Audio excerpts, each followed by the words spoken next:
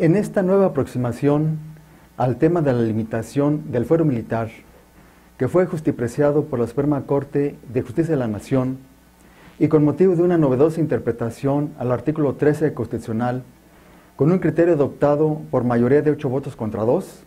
el pasado 20 de agosto resolvió que es inconstitucional el artículo 57 del Código de Justicia Militar, promulgado en 1933, y además que los familiares de las víctimas tienen legitimidad jurídica para promover recursos dentro de las causas penales que se instruyan en contra de los acusados, incluso cuando estos sean militares. Es decir, señaló que quedan incluidos los casos en que un civil sea víctima u ofendido y no solo aquellos en que el civil sea cómplice del militar. Cabe recordar que el tema del fuero militar y sus aplicaciones jurídicas surgió al debate público con motivo de la ya famosa sentencia de la Corte Interamericana de Derechos Humanos en el caso Rosendo Radilla Pacheco y su desaparición forzada atribuida a miembros del Ejército. Sentencia transnacional que a su vez obligó al alto tribunal a precisar la competencia de los tribunales castrenses cuando aparecieron implicados civiles y militares, en cuyo caso determinó que deben conocer del asunto los juzgados de distrito.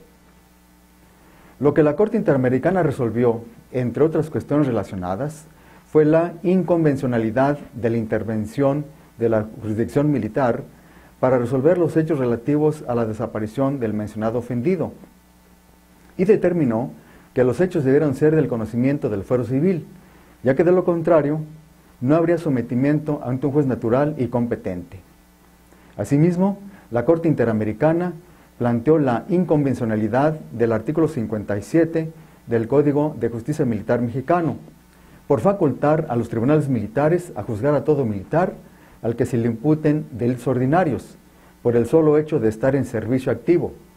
La Corte Interamericana determinó también que los jueces castrenses solo son competentes para juzgar a militares activos por la comisión de delitos o faltas que por su propia naturaleza atenten contra bienes jurídicos propios del orden militar,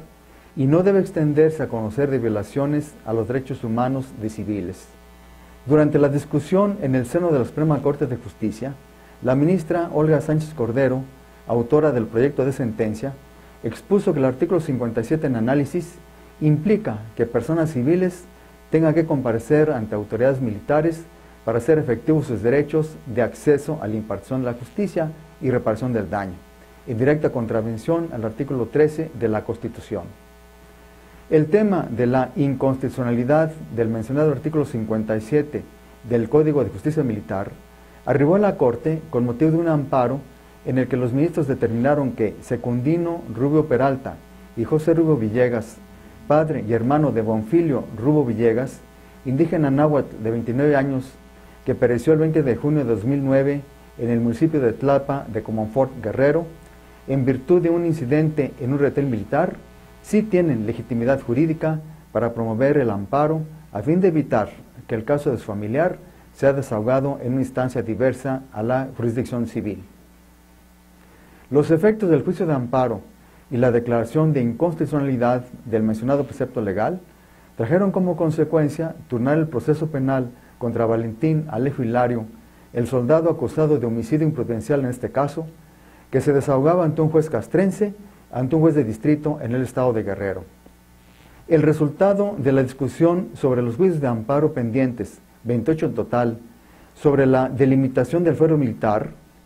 validó el interés jurídico de los deudos de una víctima para promover amparo, en el que se impugnen no solo la reparación del daño, sino cualquier acto en el proceso penal o durante la obligación previa, y consideró como fundamento suficiente el artículo 1 constitucional que amplió la protección a los derechos humanos, así como la sentencia emitida por la Corte Interamericana de Derechos Humanos en el ya mencionado asunto de Rosendo Radilla Pacheco. De manera que, como puede apreciarse, se trata de una decisión histórica de la Suprema Corte de Justicia sobre un tema tan delicado como es los derechos humanos ante el fuero militar. Agradezco su atención.